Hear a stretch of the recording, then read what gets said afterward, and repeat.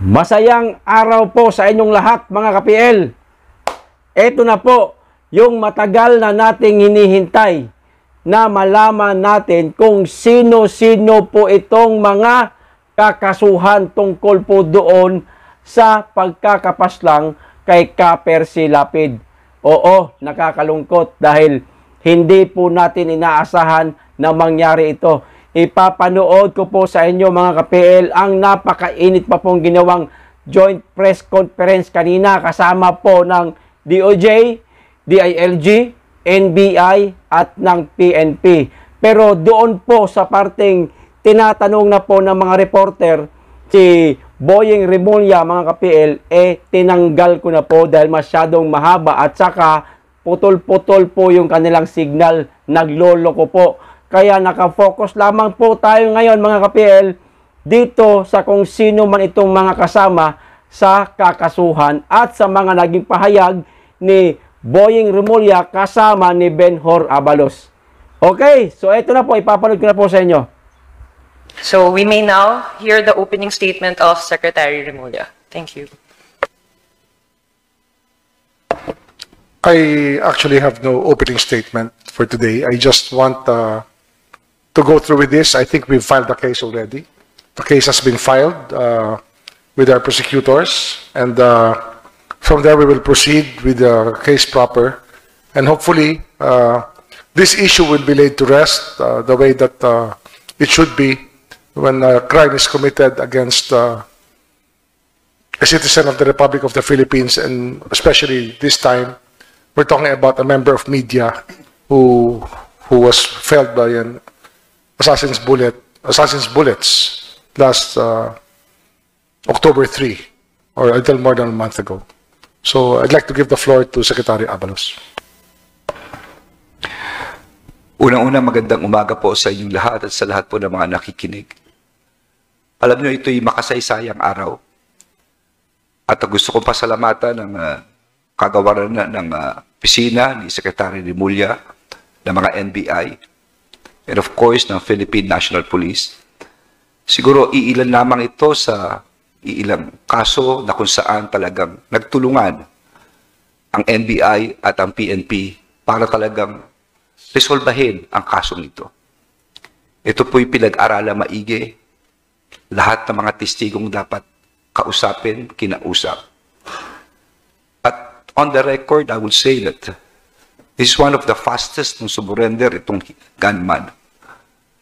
I think it's less than 2 weeks nung siya'y sumurrender dahil nga siya'y natakot sa buhay niya dahil doon sa cash reward na in-offer natin. From then on, ang daming nangyari. Pero isang pinangako natin ng ating Pangulo na ito'y mariresolba at yung po ang gagawin ngayon. So mamaya po, sabihin na lang po sa press conference, inanarate po ito ng ating spokesperson dito. Yun na po ang magiging statement namin. At bilang panghuli, kami po muli ay nakikiramay sa pamilyang mabasa tungkol dito. At sa ating mga kababayan na nakikinig kayo, umasa kayo sa mga susunod pa o kung may problema kayo, huwag kayo mag-alala. Andito ang National Bureau of Investigation, ang DOJ, ang DILG, sama-sama po tayo parati. Magandang umaga po sa inyo lahat. Now to read the official joint statement, may I call Attorney Eugene Javier of the NBI to read. Thank you. Sir. Good morning, everyone. Allow me to deliver a brief, not so brief statement. From the very beginning, the tragic shooting of Percy Lapid indicated that it was part of a larger scheme stemming from a deeper motive. As will be described and detailed in this report, what was discovered from the in-depth investigation of Mr. Lapid's death was the unfortunate transformation of a pillar of justice, the correction pillar, into a deep, large-scale, and systematic criminal organization. Thus, this presentation will show that a criminal organization exists and is embedded within a government office. And that office is none other than the Bureau of Corrections, which controls what the United Nations Office on Crime and Drugs describes as the biggest mega prison in the world. Percival Caragbabasa was born on March 14, 1959. He is better known as Percy Lapid. Mr. Lapid was a journalist by profession and known for his hard-hitting and straightforward style. On October 3, 2022, at 8:30 p.m., Mr. Lapid was shot and killed on Aria Street, Santa Cecilia Village in Las Piñas City. He was driving his black Toyota Innova from his house to the studio when two persons riding a motorcycle in tandem situated themselves beside his car and fired 3 bullets, causing his instantaneous death. The two persons then fled towards Alabang Zapote Road.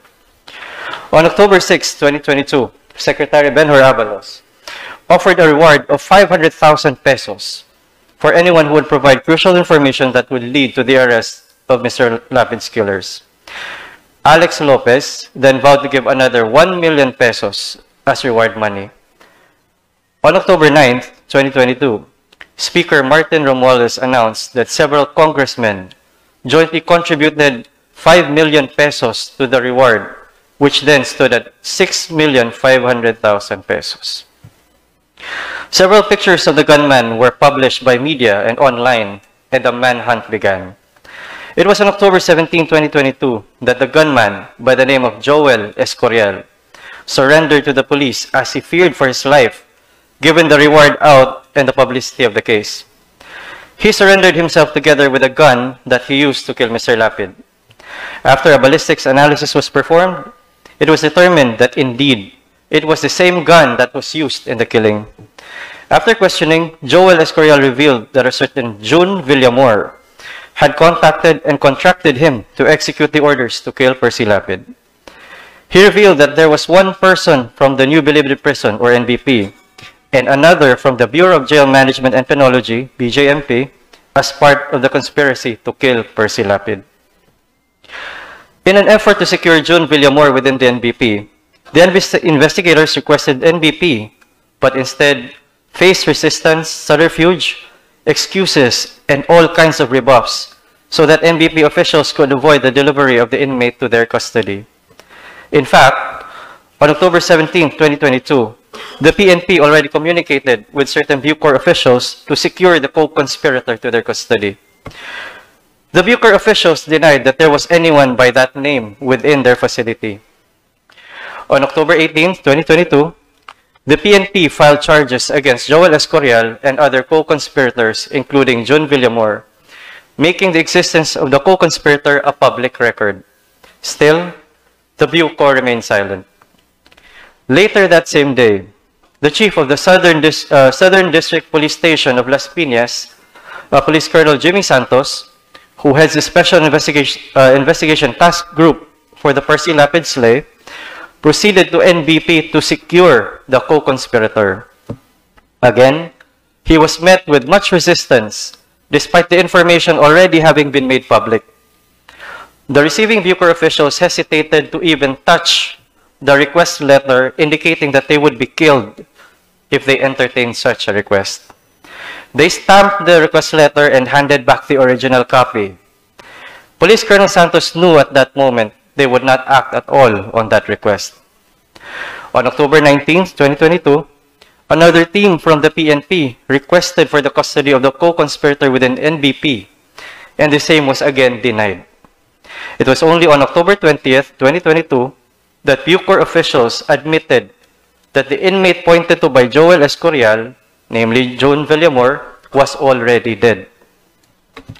Police Colonel Jimmy Santos then proceeded to Eastern Funeral Services to find the body of the co-conspirator. He took a picture of the remains and sent the same to those police in custody of Joel Escorial.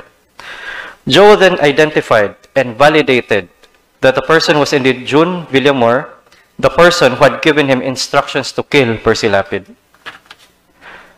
The sequence of events implies that the conspirators planned all along to silence June Villamor and cover up the crime, perhaps even before Joel Escorial's surrender.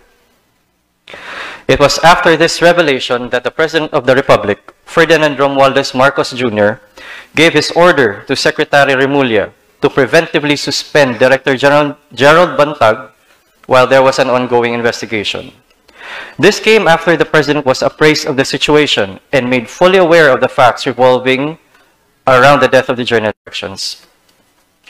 When the order of the President was effected on October 21, 2022, and Director General Bantag was suspended, and General Katapang Jr. stepped in on October 24, 2022, the latter immediately suspended all of Director General Bantag's people. It was found that DG Bantag's people were from BJMP. They were absorbed from BJMP into Bucor and were given very high ranks despite their low ranks in BJMP. This violates Item 15 of Civil Service Commission Memorandum Circular Number 3, Series of 2001, which prohibits the promotion of an employee to a position more than 3 salary grades above his or her former position. On the very same day, the sister of the deceased co-conspirator, June Villamor, surfaced and sought help from Senator Raffy Tulfo. Since the senator was in Geneva at this time, it was his brother, Secretary Erwin Tulfo, who took custody of the sister and brought her to the Department of Justice for her to share the information that she had. Upon arrival at the department, she met with Secretary Remulla to share Facebook Messenger messages she exchanged with her deceased brother before he died. She showed messages sent to her at exactly 11:59 a.m. of October 18, 2022.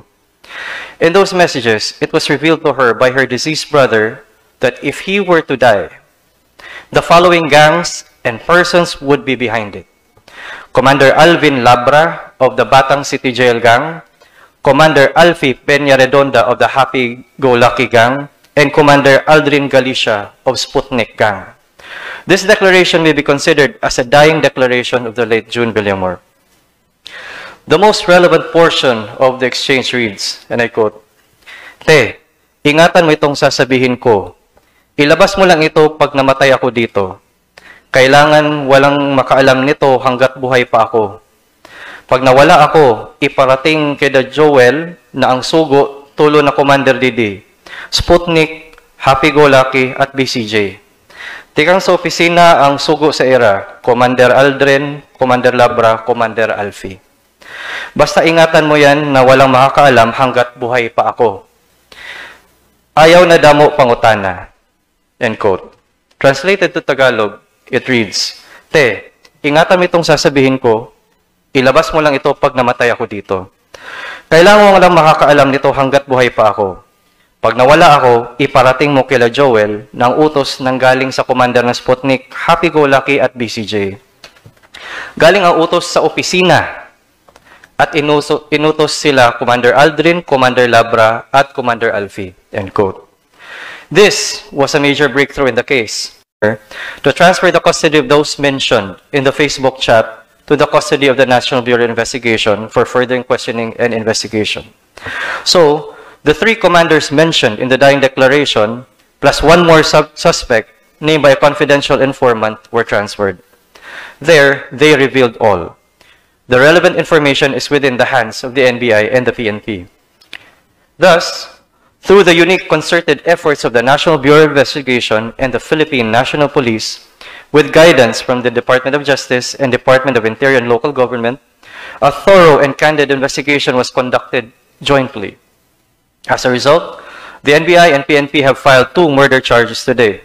The charges are as follows. First, for the murder of Percival Carag Mabasa, better known as Percy Lapid, we have charged Director General Gerald Kitaleg Bantag, DSO Ricardo Soriano Zulueta as principals by inducement. PDL's Denver Batumbakal Mayores, Alvin Cornista Labra, Alvin Micosa Galicia, and Alfie Peña Redonda are likewise charged as principals by indispensable cooperation for the murder of Percy Lapid. Second, for murder of Cristito Villamor Palanya, alias June Villamor E. Globa, or Crisanto Villamor, nickname Edoy, we have charged Director General Gerald Kitaleg Bantag and DSO Ricardo Soriano Zulueta as principals by inducement. PDL's Alvin Cornista Labra, Alvin Micosa Galicia, Mario Hermones Alvarez, and Joseph Medel Jorfo are charged as principals by indispensable cooperation. PDL's Christian Dizon Ramac, Ricky Lamigo Salgado, Rodi Pabustan de la Cruz, and Joel Alog Reyes are charged as principals by direct participation. It was found through the investigation that, that both Director General Gerald Bantag and DSO Ricardo Zulueta were behind the killing of both Percy Lapid and June Villamor. The sworn statements of the PDL show a clear and direct line of communication from Director General and DSO Zulueta to Denver Mayores, who communicate with Alvin Labra, who then coordinated with Aldrin Galicia, who then orchestrated and executed the killing of Percy Lapid through his gang members and his gang members' contacts on the outside, ultimately ending with gunman Joel Escorial and his group. With respect to June Villamor, the same sworn statements of the PDLs show a similar clear and direct line of communication from the Director General and DSO Ricardo Zulueta to Denver Mayores, who communicated with Alvin Labra and then coordinated the same with Aldrin Galicia, who then orchestrated and executed the killing of June Villamor through his gang members. This time, June Villamor was suffocated to death by a plastic bag and held by his own gang members. This unique circumstance shows that the order came from a high official of the Bucor. One usually seeks refuge and protection from his own gang members. The fact that they killed one of their own means and indicates that there were instructions from the top and the gang simply had no choice but to execute. Director General Bantag had a clear motive to effect the murders. For Percy Lapid, it was continued expose by the latter of the issues against the former on his show, Lapid Fire. This is evident from the video sent by DSO Zulueta to Denver Mayores, which was later forwarded to both Alvin Labra and Aldrin Galicia. For June Villamor, it was the attempt to cover up the murder of Percy Lapid. We have initial yet credible intelligence reports that indicate that the money trails described by the PDLs match the bank activity of those charged.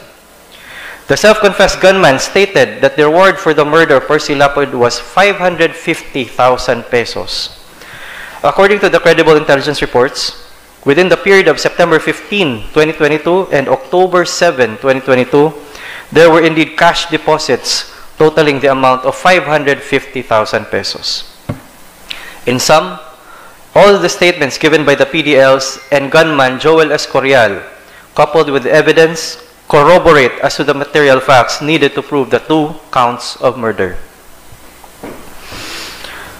All departments and agencies involved in this case extend their heartfelt condolences to the families of the victims in these 2 cases. No amount of cases filed will bring their loved ones back to this world.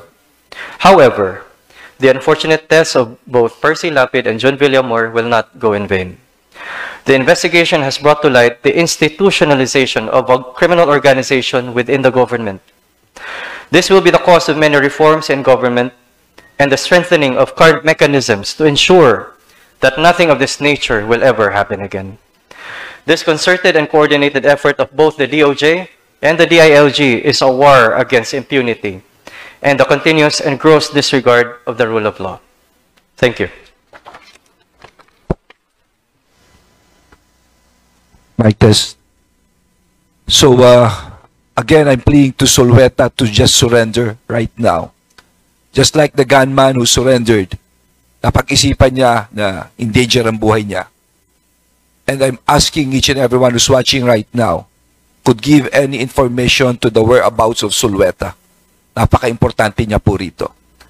Again, I would like to tell everyone na sa pamunuan po ng ating Pangulo, no, magtatrabaho po kami.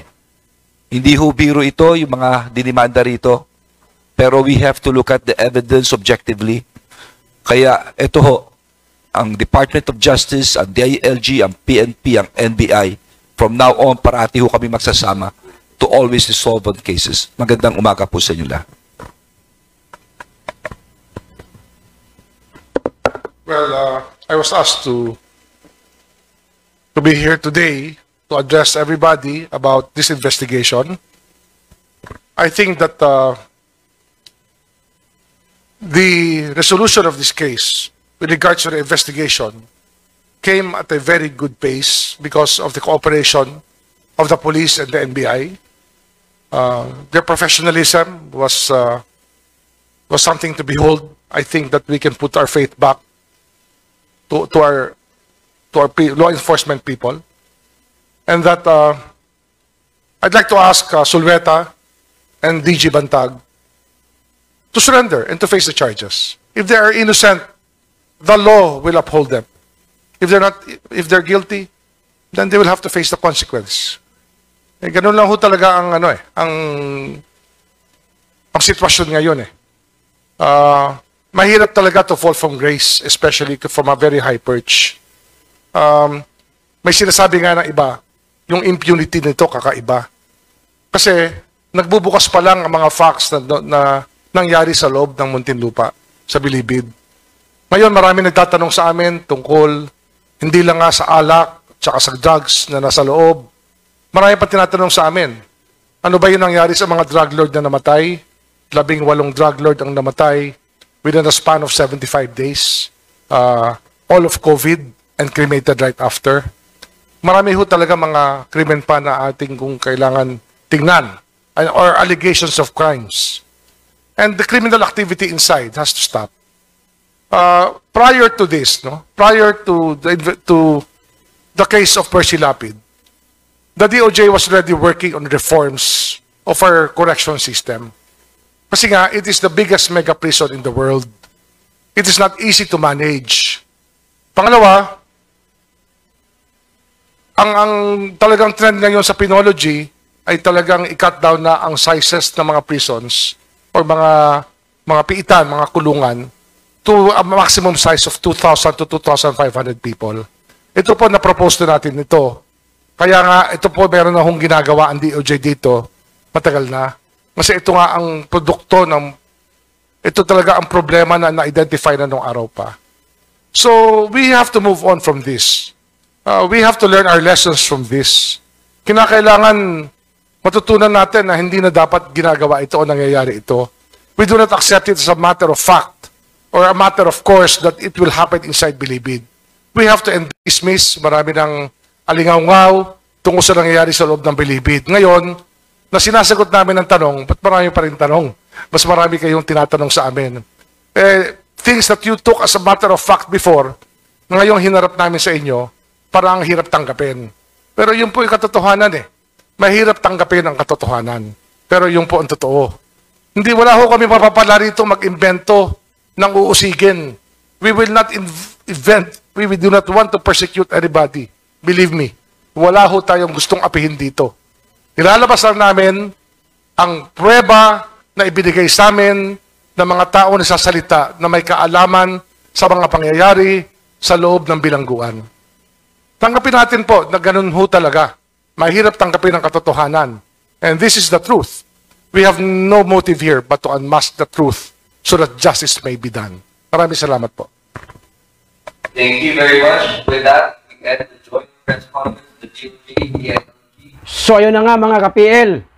Ayon sa ginawa nilang investigasyon, di umano si General Bantag ay ang mastermind sa pagkakapaslang kay Kaper Silapid. Masakit po ito sa ating parte mga ka-PL dahil alam ko po kayo at ako ay nasa panig ni General Bantag. Pero huwag po tayong mag-alala. Huwag po tayong matakot. Bakit? Maaring napasama ang pangalan ni General Bantag doon sa maaaring kakasuhan pero hindi pa po sila convicted o hindi pa po convicted si General Bantag. Kaya ang gagawin ho natin, ipanalangin natin si General Bantag naway malagpasan niya po ang hamon na ito. Nang sa ganon, manumbalik po ang kanyang normal na pamumuhay at maipagpatuloy niya ang kanyang naging trabaho sa Bucor. So hanggang dito lamang po mga ka-PL, mag-iingat po kayong lagi. Be blessed.